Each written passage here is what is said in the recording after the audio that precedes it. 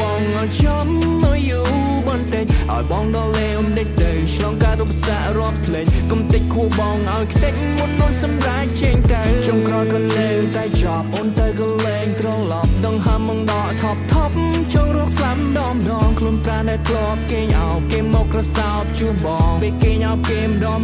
Oh baby how you feel